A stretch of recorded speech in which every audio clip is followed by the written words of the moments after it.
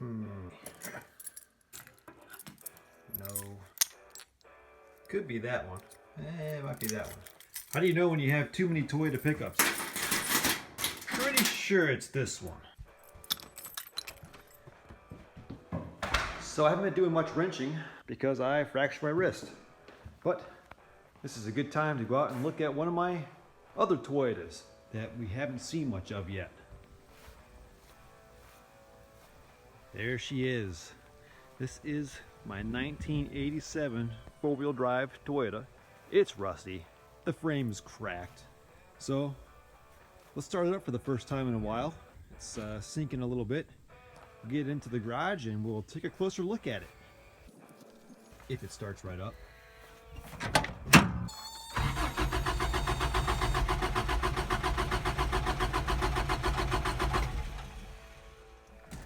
Oh, the gauge is either broken or it's completely dry. Pardon my electricity I'm running through the new pole barn. That meets code, right? We'll just give it a couple swigs here. The original gas cap. Still reads empty.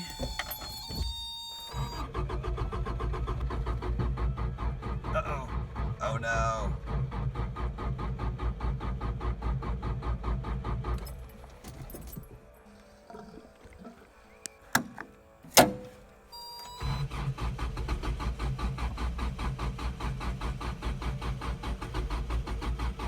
Come on. Oh yeah.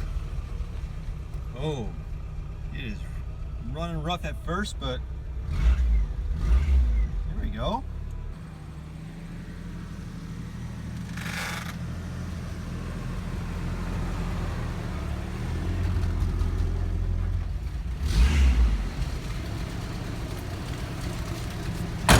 It's running a little rough, probably in need of a tune-up. Also been sitting for a while, but look at 22R, so it'll never die. So I bought this truck about 6 months back and just haven't even had a chance to mess with it. You know, since I bought the Land Cruiser, I've been putting a lot of time into that lately. But it's finally time to take a look at this truck. I paid $475 for the whole thing. And as you can see, it's pretty rusty. But you know what? That doesn't bother me. I got a soft spot for these trucks. As you can tell by my 85 and my shirt, available in the store, link below. But this truck, I figure, is a good investment just alone for the parts. It's got a lot of good interior parts. It's a gray interior. It's a pretty common color. So at some point, I'm sure I'll find a Southern truck that isn't rusted out, that needs a gray interior, and this will be the donor for that. All right, let's go around the exterior first. Typical Toyota rust on all the fenders, and you can tell the side's a little bit worse, and it gets really bad back here. Typical Ohio bed right there. And there's been some sort of accident at some point in the truck's life. Yeah, look at that. Here's a great shot to see the inside of how these beds actually rot out. You know, there's a seam right here where these pieces join together, and that's the rust you start to see. Once water and especially salt gets trapped in there, mud and dirt too, it holds moisture. And yeah, look at that. Original paint right there, but it started right here and just ate away. And it looks like they had a Bondo repair at some point or some sort of sealant in there. And that's actually all that's holding this whole section together, is that little bit of sealant. That's the way they go here in Ohio. Now this is the original paint. It's never been painted, and the cab corners are actually really nice. Look at the rocker panels compared to the last few trucks I've had. This one is really nice on the cab. No holes. Floors are decent on this side. We'll look at the driver's side in a second. Got a little bit of the usual front support rust starting up there. Let's peek behind the bumper here. Yep, there it is. And up here we have a little bit uglier of a hole up front there. And there you go. Nice hole in the driver's floor. and that's just the way they go. They always start right there. While we're on the exterior, this truck leans a little bit to the driver's side. So it may have to do with the mounts being rusted, or it may have to do with the fact that the frame is held together with a clamp. And we'll look at that last. Save the best for last here. But yeah, also, better rocker panel than most over here. Right there, we're getting ugly. But the cab corners are pretty good.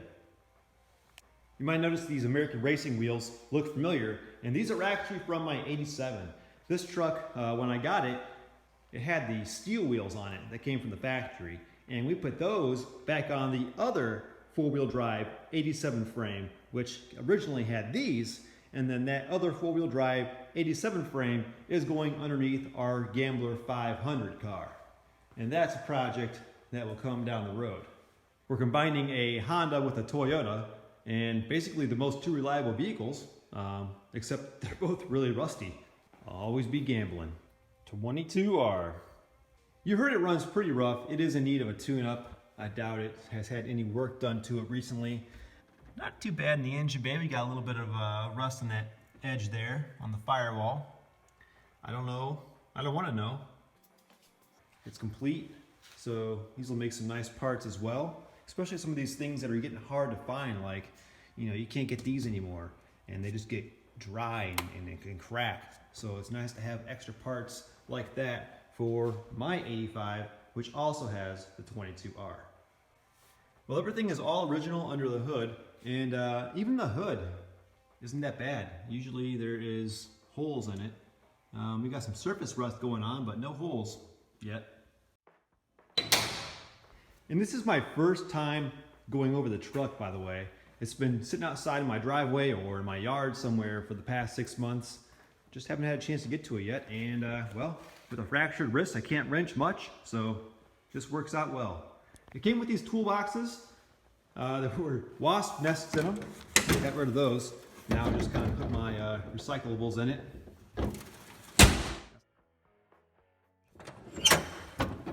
And I got some old batteries and stuff in here to recycle. Let's take a look inside. They got typical wear and tear on the door pulls here. Nice chalky, deteriorating door handles, as they all do. And you can see here, we got some rust happening up here on the A-pillar, and that's pretty common. A lot of times it's from the outside where this trim will hold in moisture. But I've seen it start on the inside as well. And this one, the outside is good, but the inside is rusty. Seat is not ripped. That's pretty amazing, although it is ripped on the back. But there's always a rip right here and right here. So that's kind of surprising.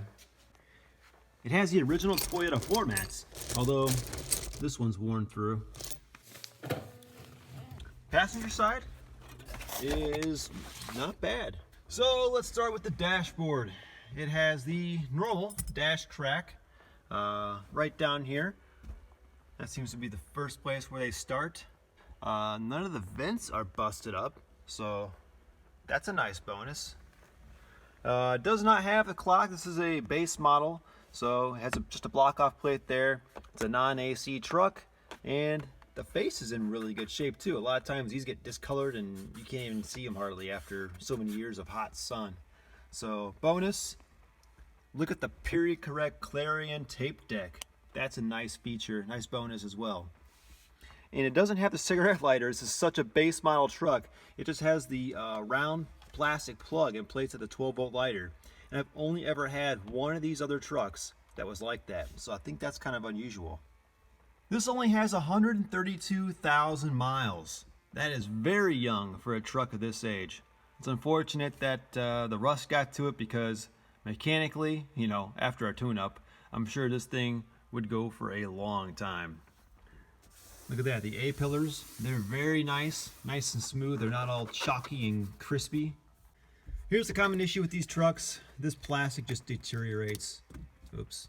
It still has the original instructions for greasing the drive shaft. The visors aren't all ripped up, so that's a nice bonus.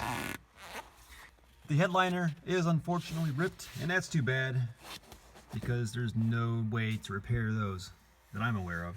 This truck has something highly unusual, and that is the original shift knob. I've seen a lot that have the knob itself, but they're missing the metal shiny part on top with the pattern on it. So that's pretty rare, and I'm keeping that for sure. This one has it as well. These seat belts, this happens a lot. It just gets real chalky like some of the Toyota plastics do. Center's alright, it hasn't been used as much. Let's see what's back here. That is where the jack would go. It's gone. So are all the tools apparently. There's the battery tie down here. There is the tie down from the jack. Mouse turds. Unfortunately, these seat brackets are pretty crusty, and that does stain the carpet. The jambs are really clean. No rust at all in the door jambs. Let's see. Got typical rust on the bottom of the door, but it hasn't really bubbled through the outside yet, like some of the other trucks I've had.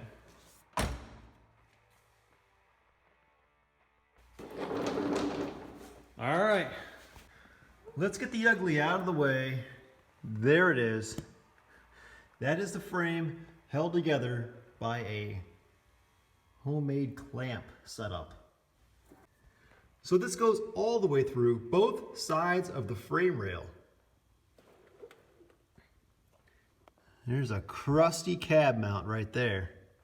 This is the driver's floor mount, which surprisingly is not caved in yet. And everything has the usual Ohio rust, cross member, rusty. Oh, you thought the outside was bad. Look at the inside. From the sway bar mount all the way back. It's like a fault line. Look at that. All the way back to the clamp.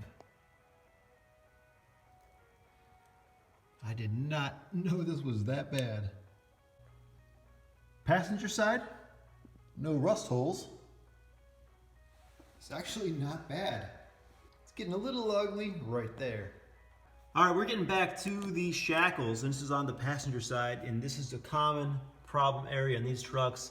And as you can see, this one is also rotted through. Oh, by the way, stick around to the end of the video.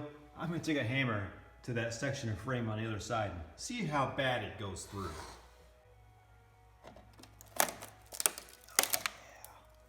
Mint. You know, Toyota actually did us a favor because now I have easy access to change the fuel filter. Looks like I got a leak pinion oil seal, looks like. I've actually got a video on how to replace that. I'll put a link in the description. Here's the rear cab mount.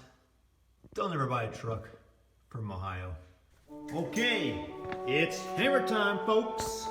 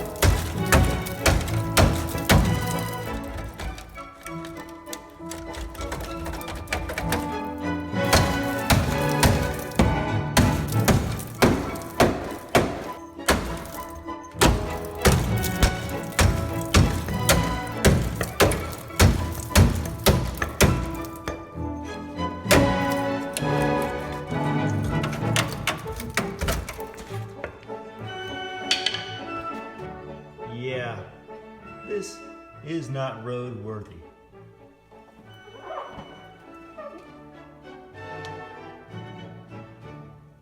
So just to get a better idea of how bad and weak this frame is, check this out. I measure over here. We got about 37 inches exactly to the top of the turn signal lens. Over here on the driver's side, we got about 35.5 inches.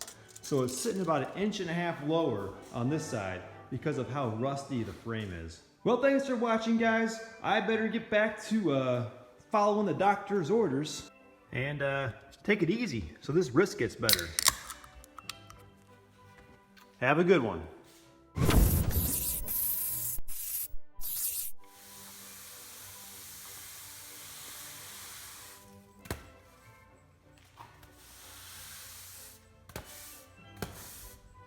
Here in Ohio, snow shovels actually double as a rust shovel.